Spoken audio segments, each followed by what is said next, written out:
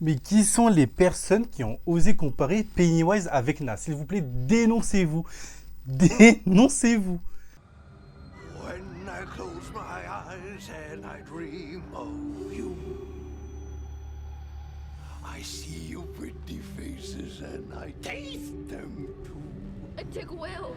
But my, oh my, how I wish to cry every time we say goodbye.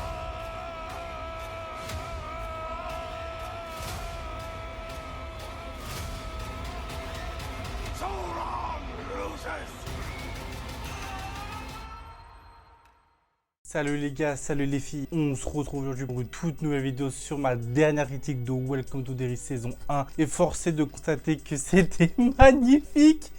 Les gars, mais quel épisode de fou qu'on vient d'avoir en vrai de vrai. L'épisode est juste stratosphérique. Pour moi, on est peut-être sur l'un des meilleurs épisodes de l'année en termes de série, même si franchement cette année on a été régalé, que ce soit Adolescence ou même Sévérance ou même maintenant actuellement Pluribus. Franchement les gars, quelle année 2025. Et franchement, je suis même pressé dans 2026 parce que sincèrement, ce que 2026 les gars va nous réserver, ça va être magistral. Mais bref, fini de tergiverser, commençons cette critique de Welcome to Derry épisode final. Bon, on va décortiquer cet épisode petit à petit les gars, et on va commencer par le plus incroyable, c'est que Pennywise, pour lui, le temps n'est pas linéaire. Donc il peut voir dans le futur, comme dans le passé, comme dans le présent. Et le fait qu'ils disent à Marge que son prochain enfant est Richie, qui est littéralement l'enfant qu'on retrouve dans le Club des Ratés, dans les films du chapitre 1 et 2, c'est magnifique, c'est magnifique. Et surtout qu'on Marge, du coup, on la revoit dans les films chapitre 1, sauf que bon, comme la série est sortie actuellement, pour les personnes qui ont vu à l'ancienne le chapitre 1, ils se sont dit, bah c'est un personnage de random. Alors que franchement, les gars, l'évolution ce personnage de Marge mais est juste incroyable. On est passé d'une patinette qui cassait les couilles à une meuf qui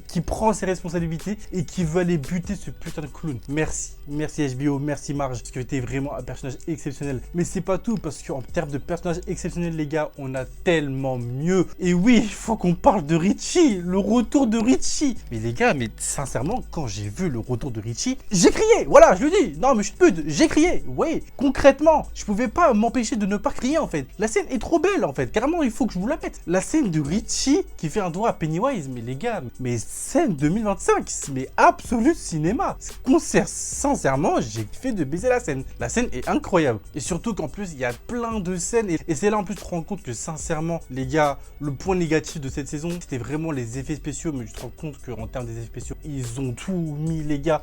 Et c'est ça qui me fume en fait dans le dernier épisode. Et là, tu vois, dans le dernier épisode, il y a ça qui se transforme en Batman bizarre. De toute façon, ça, le frérot, il a plusieurs formes. Le frérot, c'est soit il est en forme Batman, soit il est en forme pieuvre, soit il est en forme bizarre. Frérot, il a trop de formes, il a trop de blaze. C'est une folie. Sincèrement, c'est une folie ce personnage. Sincèrement, c'est pour ça que les gens qui le comparent avec Na, vous êtes fous. Je vous jure, vous êtes complètement fous. Je sais pas qu'est-ce qui vous passe par la tête, mais arrêtez ça tout de suite. Vous êtes fous. Sincèrement, on parle de moi à vous et de moi à vous. Ça veut rien dire ce que je viens de dire, mais c'est pas grave. Pourquoi le comparer à cette fraude? Surtout que c'est même pas le plus iconique de son verse. Et bref, ça encore une fois, c'est un petit débat par-ci par-là que j'avais envie d'énumérer. Mais bref, moi le seul truc que je trouve assez dommage, c'est que je trouve que le personnage de Lily n'a pas eu autant d'importance que je pensais. Et que sincèrement, Marge et William, même Ronnie en vrai, ont clairement eu plus d'impact que Lily. Moi je me suis dit que vas-y, peut-être que Lily elle allait avoir une importance dans le futur. Mais non, parce que en fait, même la personne qui se suicide à la fin, qui s'appelle Elfrida March, n'est pas Lily en fait les gars. Ça j'ai vu une théorie passer partout, mais les gars, ce n'est pas Lily. C'est une des patinettes traînées avec Marge. Lily, je sais pas qu'est-ce qu'elle devient dans le futur, mais elle est toujours vivante. Donc encore une fois, une théorie qui aurait pu être sympa, mais pour le coup non. Et même le fait de voir Beverly à la fin dans la scène post-crédit, masterclass encore une fois. Je pense qu'on pourrait la revoir dans la saison 2. Après, comment ça pourrait nous être introduit, ça par contre je sais pas. Mais si on nous l'introduit à la fin, c'est peut-être soit en termes de caméo juste pour lui dire voilà, on ramène Beverly, ou soit elle aura un réel impact pour la suite des événements. Ce que j'espère. Après, vu comment ça se passe, ça se passera du coup 27 ans dans le passé, mais on sait notamment grâce au réalisateur que dans les éléments du coup de la saison 2, il y aura des éléments du futur. Donc c'est peut-être là où du coup Beverly aura peut-être un impact. En vrai, à voir, mais j'espère que ça pourrait être grave intéressant. Et je voulais aussi énumérer le cas de Halloran, qui est, encore une fois les gars, quel personnage, et le fait d'avoir une petite référence d'ailleurs à Shining que j'ai juste regardé en plus après, c'est magnifique. Le fait qu'on apprend qu'il va dans un hôtel et en fait quand tu te rends compte c'est quel hôtel auquel il va y aller,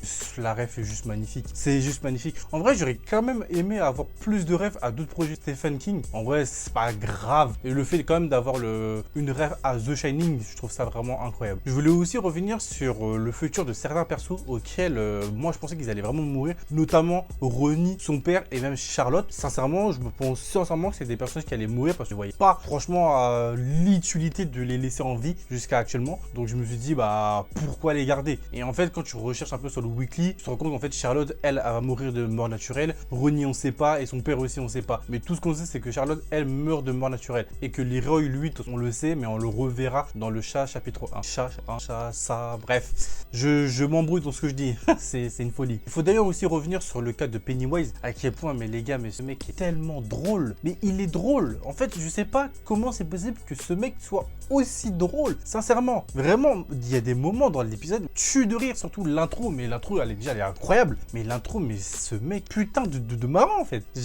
Il aurait pu devenir humoriste. Pourquoi il tue des gens en fait? Surtout qu'en plus, le nombre de personnes qu'il a kidnappé, mais ce mec est complètement fou. Et c'est là que tu te rends compte qu'en vrai, le général, encore une fois, merci de l'avoir buté, que ce qu'il allait créer là, c'est une folie. Et en plus, le fait que Pennywise le bute et la satisfaction devant l'épisode, les gars, sérieusement, mais j'ai tellement satisfait.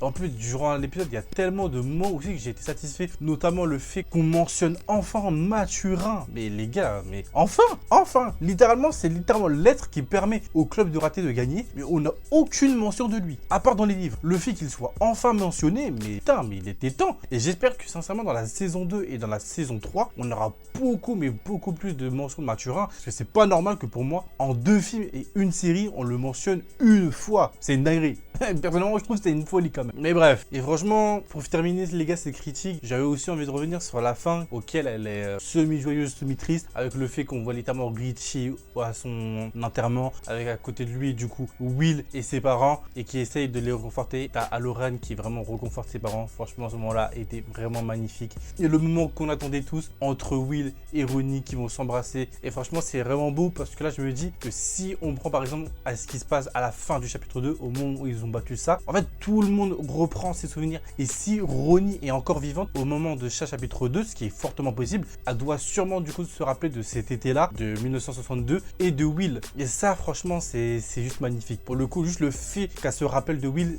j'aimerais tellement, mais tellement qu'on ait un caméo de Ronnie dans le futur. Ok, on la voit juste se rappeler de Will cet été-là. Je suppose qu'elle a sûrement dû oublier, et que Will aussi, il a sûrement dû oublier de lui envoyer des lettres, vu que la ville fait oublier. Mais sincèrement, c'est tellement dommage en vrai qu'on n'a pas plus eu d'interaction entre ces deux-là, parce que personnellement, moi, c'est vraiment un duo que je trouve qui fonctionne grave bien et que j'ai grave aimé. Donc en vrai, les gars, pour terminer cette critique de Welcome to Derry, si je devrais mettre une note, je ferais un bon 8,5 sur 10. Franchement, la série, elle est bien. Il y a quelques moments de mou. Les effets spéciaux par moments sont pas terribles, ça le problème. Les enfants aussi, des fois, agissent vraiment comme des adultes. Donc des fois, ça peut un peu pêcher aussi. Et bref, sincèrement, moi, dans l'ensemble, j'ai bien aimé. Et j'espère sincèrement que les gars, dans la saison 2 et 3, on verra des choses qu'on nous explique ou qu'on nous montre durant les films ou même dans la série, et que ça pourrait vraiment être incroyable. Notamment le moment où on voit Pennywise en train de rafaler des gens avec un fusil dans l'opening. J'espère que ça sera une scène adaptée dans la saison 2. Et sincèrement, merci HBO parce que c'était magnifique. Les gars, les filles, n'oubliez pas de commenter, de liker et partager.